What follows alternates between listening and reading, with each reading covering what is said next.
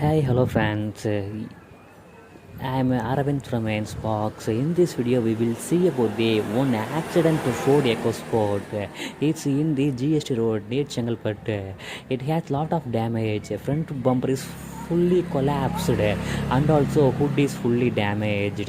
In side view, there is no major impact in that side view.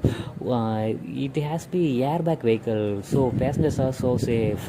We couldn't put any other extra activities, extra curricular, something like couldn't in this vehicle. So passengers are so safe. In rear, we can see heavy damage in tailgate, tail lamp, and also wheel can save some more areas.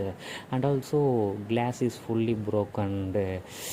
Don't be panic while accident. We can operate our vehicle slowly to avoid in junctions accident, and also be care about what can do. We couldn't drive in midnight. This vehicle is traveled in midnight from long distance. That why they can accident.